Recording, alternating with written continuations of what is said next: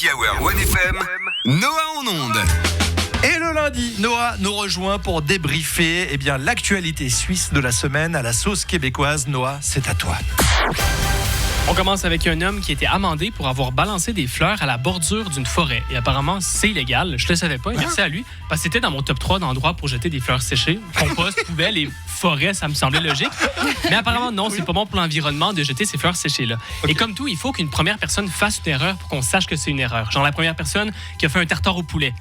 On le savait pas avant. Mais maintenant, on le sait. Merci à lui. Ah, le tartare de poulet, le poulet cru. Ouais, on savait pas avant. Ah non. Quelqu'un l'a essayé, on a su que c'est mauvaise idée. Tombé très malade. Et apparemment, les policiers ont été cool et lui ont simplement donné une amende de 100 francs et ils lui ont pas fait un casier judiciaire parce qu'apparemment ça va jusqu'à là. Déjà, wouhou. Et deuxièmement, c'est un peu une opportunité manquée parce qu'il aurait pu avoir le casier judiciaire le plus mignon de l'histoire. Genre, oui, monsieur, je vois que vous avez un casier judiciaire, je vais regarder. Vous avez jeté des fleurs à la lisière d'une forêt, c'est trop mignon, vous êtes engagé. Une étude a été faite par rapport à l'achat d'alcool chez les mineurs. Dans 40% des cas, les jeunes réussissaient à sortir de l'alcool ou à boire de l'alcool si c'était dans un restaurant. Un résultat qui est très inquiétant. Selon l'article, déjà inquiétant, ça dépend pour qui. Pour les jeunes, au contraire, c'est très encourageant.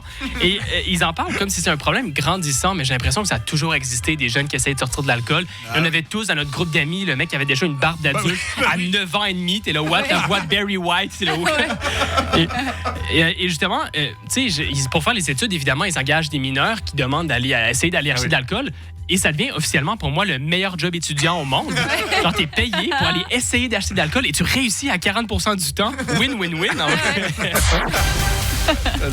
Et on termine avec une histoire, une dame qui est allée chez son père une après-midi et son père a fait une crise cardiaque. Heureusement, il est resté en vie. Donc, tout s'est bien terminé. Mais évidemment, lorsque ça arrive, elle, prise de panique, appelle les urgences. Dans la panique, explique ce qui s'est passé.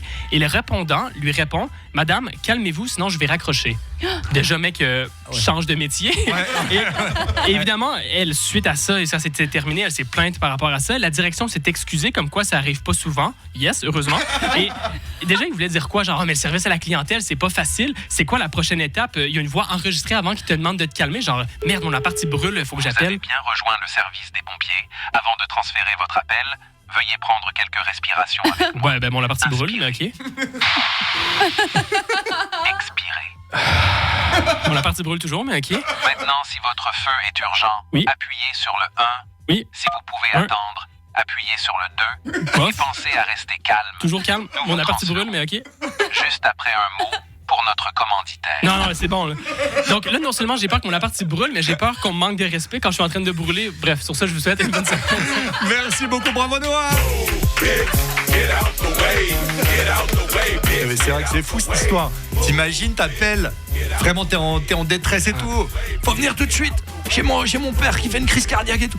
Bonjour déjà.